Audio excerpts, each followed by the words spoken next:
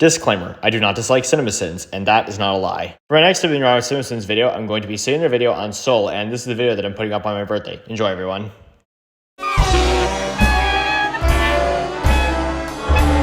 Are they just sitting around Disney trying to figure out ways to make sitting through 45 seconds of logos even more painful? We're already tormenting the eyes. Why not use a middle school band to destroy the ears as well? No, it's more so to set up how most of Joe's students are rowdy and aren't entirely trying with the instruments that they're playing. Also, in real life, no band would ever learn to play the Disney theme, because a team of lawyers would immediately appear out of thin air to sue every child in the room. But this is an animated movie, so what's the point of this sin?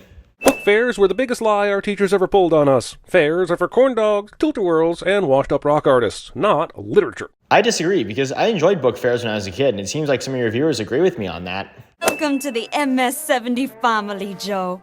Permanently. I feel like you only deliver good news in this tone and with this emphasis if your intention is to let the audience know that the recipient isn't actually happy about said good news. Yeah, that's the point. Joe isn't happy about this since he wants to be a full-time musician, so what exactly is the sin here, Jeremy? I would die a happy man if I could perform with Dorothea Williams. Wow, that sure would be a dark direction to take this story, but this is a kid's movie, so I'm sure it'll be fine. Well, like I've said before, dark things are common in animated films, and I'll also say that my current favorite animated film is one part that isn't always easy for me to watch, but I still love the movie a lot regardless. LSD. Well, this is the movie's way of showing what being in the zone is like, so I don't think that this is wrong here, Jer. No survives this, and this, and this, and this, and... oh. Pointing things out on the screen. I'm Joe Gardner. Look, I'm not supposed to be here. Are you really telling me a fedora is so essential to his being that he even has one when he dies? Well, it's not because it's essential, it's because he wears it a lot. You see, Joe, I'm 106 years old. Been waiting a long time for this. For what? The Great Beyond. The Great Beyond requires some sort of an escalator to take you there rather than just sending you there in the first place, allowing the movie to happen, which is fine. I love this movie, but I hate escalators. So you're fine with the way in which this movie can happen, but you send the movie forward anyway? You know that if certain things didn't happen, then there wouldn't be a movie, right? I'm not dying the very day I got my shot. I'm due. Heck, I'm overdue. I hear that, Joe. Last time I blew my shot, my girlfriend ended up being overdue as well. Jeremy says something random, cliche. I'm not dying today. Not when my life just started. This is Joe's reaction after receiving definitive proof of an afterlife. I mean, maybe this reaction makes sense if he got inside and found out it was a Machine Gun Kelly concert full of bros drinking IPA. Well, I'd say it's a reasonable reaction since he wants to become a musician and has finally gotten a chance to get his dream. What was that? Wow, going to the Great Beyond sounds a lot like watching mosquitoes and moths zap the shit out of themselves. Oh, they're just trying to follow the light too. Yeah, and I think that's the point. So... Also, where are all the animals? Because I know for a fact that all dogs go to heaven. Well, the only one we really see in the movie is a soul from Mr. Mittens, which is the best answer I can give you. I see the afterlife found a bargain on whatever fabric this is that allows Joe to just tear through it. Yeah, but what's the sin here? You just pointed something out and didn't give an explanation as to why it's wrong. Man, Pixar's standards have gone to shit. They just stuck an animatic in the middle of this movie and pretended like we wouldn't notice. Well, to quote Captain Vader, it's an artistic choice. Appearing in a form your feeble human brain can comprehend. So does Soul Joe have his human brain? Surely he left that behind on Earth. Man, if I'm stuck in this same brain after I die, the Great Beyond can suck it. Your text here says, so does Soul Joe still have his human brain? But you didn't say still when you were talking. We call it the U Seminar now. Rebranding. The movie believes these quantum time-space cloud people would in any way be concerned with marketing strategy. And here's another sin for making me say marketing strategy. Jeremy sins himself cliche. Not yet. Your body's in a holding pattern. It's complicated. I'll get you back to your group. If my parents don't accept it's complicated as a reason for why I'm still living in their basement, you're damn right I'm not going to accept it as a reason for this bull. Okay, but that's not a sin of the movie, that's a sin for you, so I'll be giving this my award. Afterlife depends on a guy with an abacus to count souls and makes him watch from this far away to count them. That is a sea of blue souls blending in down there. How do you count this Terry's a female, so you mean makes her watch. First stop is the excitable pavilion. Skipping foreplay. Jeremy makes an inappropriate comment, cliche. What in the Great Beyond is this name badge claiming system? Who is monitoring who takes which name? Why are there so many unclaimed? What is this madness? Also, they have a mentoring program? You mean people die and their souls become mentors? Yeah, because they help new souls become ready to live and go to Earth. Nearly 51,000 souls going to the Great Beyond every day. It's 105.2 souls per minute, Jerry. 1.75 souls per second. Math. Well, without this, how would Terry be able to explain why she believes that the count's off? I'm always counting. Counting right now. You blinked 5 times since I started talking.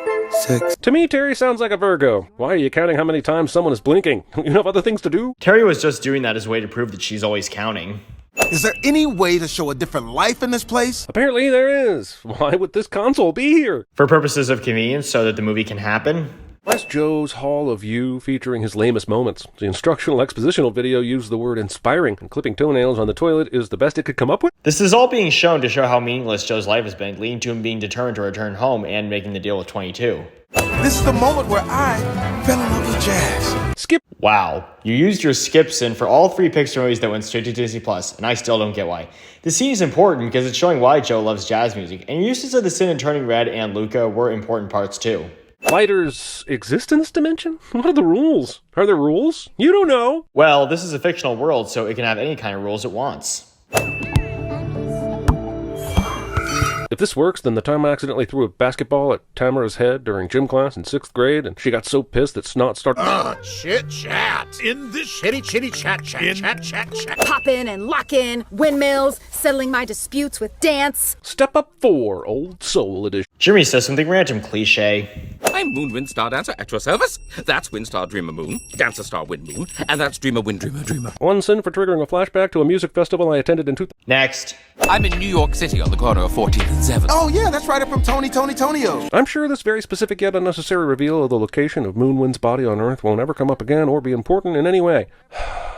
Well, it does, since Joe and 22 look for him on Earth to get his help after Joe ends up in Mr. Mitten's body and 22 ends up in his body. Doc, you gotta help me. That's my body, but I'm trapped. Okay, if Joe meows like a cat when he talks, why can 22 understand him? 22 is operating with a human brain now, and thus should hear cat sounds instead of English. 22 can understand Joe since they both fell through the portal to Earth. In addition, it's only the other humans besides Moonwind that just hear meowing from Joe and hearing Joe's voice when 22 speaks as him. Then why am I in a cat? I don't know. Apparently the screenwriters don't know either. How does a human soul knock a cat soul out of its body? How does it send the cat soul to the human soul escalator? But shouldn't this have answered your earlier sin about animal souls? It's so surreal that later, this guy becomes the joke. To quote Captain Vader, arbitrary movie reference. That's I came to tell you that I quit. Quit? Oh, we don't have time for this. Really? We don't have time for this? That's all Joe has to say about one of his students quitting jazz? Should we be rooting for Joe at all? Because he's coming off like a selfish jazz hole at every opportunity. Well, aside from the fact that you don't always have to root for the protagonist, this is a flaw of Joe, not the movie itself, like I often say. You are not all that. Anyone could play in a band if they wanted to. Did this man come back inside just to hate some more? My kind of guy. No, because Paul was previously standing in the shop before this part. You can't eat dreams for breakfast, Joey. Bacon deniers. Jimmy says something random cliche. Hey, movie, did I not properly articulate my outrage in the last sin? What the hell was Terry's plan here? Just wait and hope that out of the 472 subway entrances in New York City, Joe and 22 would walk into this exact one? How long has he been waiting here? I don't know what pisses me off more, the fact that this is his plan or that it f***ing works. Again, Terry is a female character, so this should say she and her. If you can't throw the incomplete Earth Pass away as demonstrated earlier, why in the f*** can you throw the completed one away? Because in that earlier scene, 22 said to Joe, unless it becomes an Earth Pass, I'm stuck with it. If the above is true, why couldn't Joe have just hung around and stole anybody's Earth Pass? He obviously doesn't give a shit about anyone other than himself. Well, that was his original plan before he made the deal with 22 that she'd give him her badge if he could help her turn it into an Earth Pass. Ah, the cat came back to life! I know cats have 9 lives, but does this mean they have 9 souls? Probably.